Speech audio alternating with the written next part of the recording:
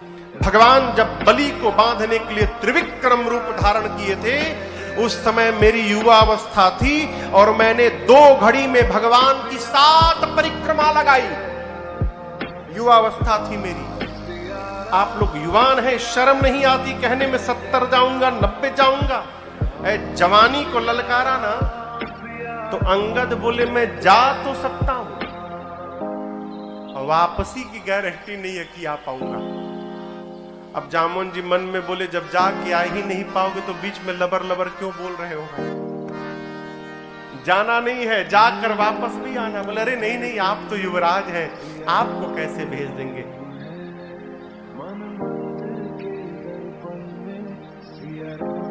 जो काम नहीं आता है उसमें शुरू नहीं करना चाहिए। एक जगह कथा चल रही थी, जो जैसे विनय जी हैं हारमोनियम बजा रहे हैं, वैसे वहां ये सत्य घटना है। तो जो हारमोनियम बजा रहे थे वो भैया भजन शुरू कर दिए।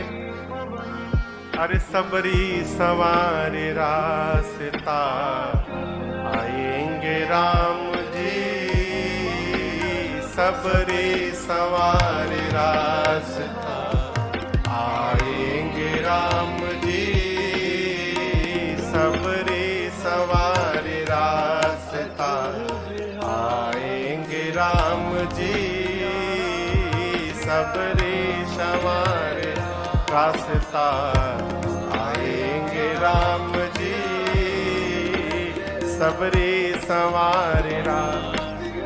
ये क्यों? तो जिस डायरी में ये भजन लिखे थे वो डायरी घर छोड़ के आ गए थे। भजन तो शुरू कर दिए, याद है ही नहीं। अब 5 मिनट यही गाते रहे, सबरी सवारे रास्ता आएंगे राम जी, सबरी सवारे रास्ता आएंगे राम जी। महाराज जो बैठे थे वो देखे भाई आगे गाएंगे तो 5 मिनट से उसी पट के, तो बंद कराए। बोले अरे रास्ते सवारेंगे सबरी के रामो जी आएंगे। तब से सबरी सवारे रास्ता। कहने का अर्थ है जो कार्य नहीं आता है उसमें आगे नहीं बढ़ना चाहिए, पीछे रहिए। बिना मतलब में फूफा नहीं बनना चाहिए। फूफा बनना समझते हैं तो भाई यहाँ कोई फूफा जी नहीं बैठे हैं ना?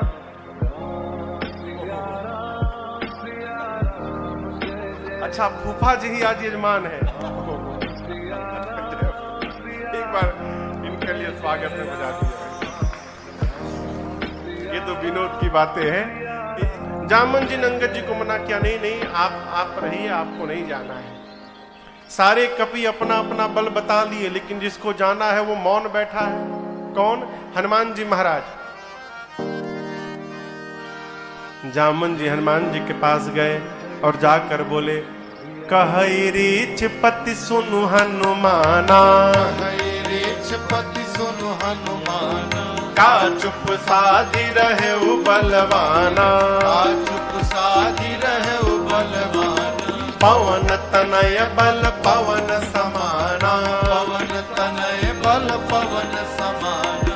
बुद्धि विवेक विज्ञान निधाना, बुद्धि विवेक विज्ञान निधाना। कवन सुकाज कठिन जग माही, कवन सुकाज कठिन जग माही। जो नहीं होई तात तुम पाही, जो नहीं होई तात तुम पाही। जामवंत जी श्री हनुमान जी के पास जाकर बोले, हनुमान जी आप मौन क्यों बैठे हैं? आप बताइए, आप जाएंगे ना उस पार? पवन पुत्र हैं आप, पवन के समान आपका वेग है। संसार का ऐसा कोई भी कार्य नहीं है जो आपके लिए संभव है। आप कुछ भी करने में सक्षम हैं, आप जाएंगे ना उस पार? हनुमान जी, राम सिया राम सिया राम जय जय राम, राम सिया राम सिया राम जय जय राम। राम सिया राम सिया राम जय जय राम, राम सिया राम सिया राम जय जय राम। जामवंत जी बोले, आप कीर्तन करने नहीं आए हैं यहाँ पर, आप क्यों आए हैं आपको पता है? हनुमान जी बोले, नहीं पता।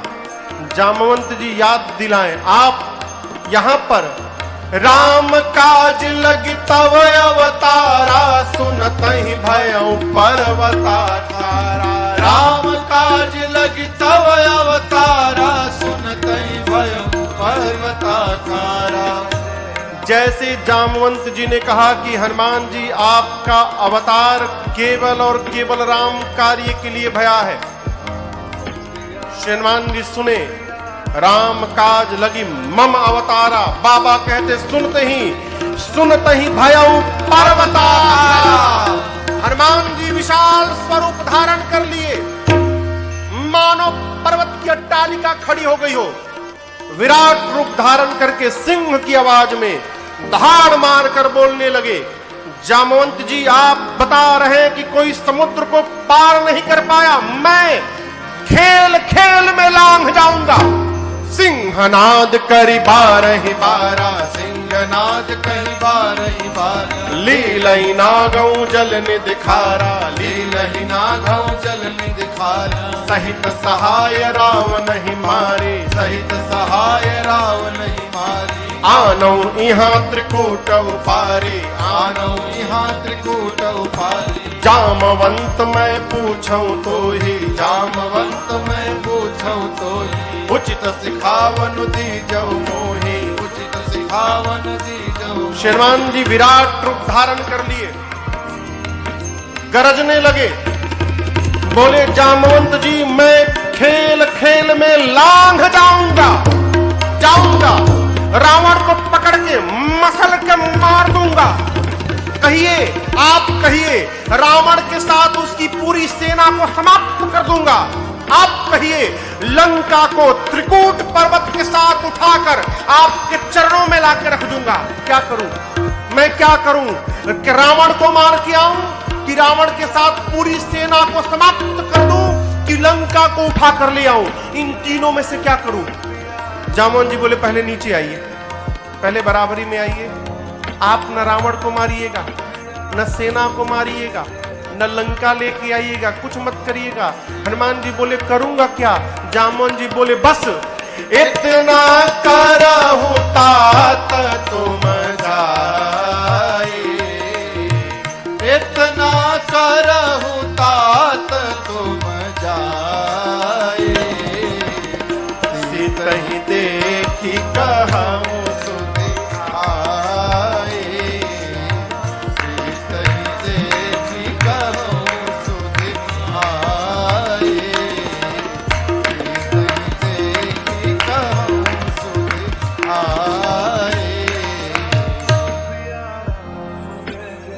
जामवंत जी ने कहा केवल चुपचाप जाइए, जाकर सीता जी का पता लगाइए और चुपचाप चले आइए, आकर राम जी को सीता जी के बारे में बताइए। बस क्या करिए? सीता ही देखी कहूँ सुधिया, कहूँ सुधिया। आप जाइए, सीता जी को देखिए और उनकी जो सुधि है, उनकी जो स्थिति है वास्तविक, वो आकर राम जी से बताइए। हनुमान जी बोले इतना दूर जाऊंगा, रावणवा को 2-3 फाइट मारूंगा नहीं, फिर जाने का मतलब क्या है? जामवंत जी बोले नहीं नहीं नहीं नहीं नहीं, रावण को टच मत करिएगा, वो हमारा आपका काम नहीं है, उसके लिए तो भगवान ही पर्याप्त है। प्रभु हम कपियों की सेना को लेकर कपि सेना संग संहारे निशिचर राम सीता आनी है। त्रैलोक पावन सुजस सुर मुनि नारद आदि बखानी है। जो समत गावत कहत समुझत परम पद नर पावई। रघुवीर पद पाखोज मधुकर दास तुलसी गावई। रघुवीर पद पाखोज मधुकर दास तुलसी गावई। दास तुलसी गावई। दास तुलसी गावई।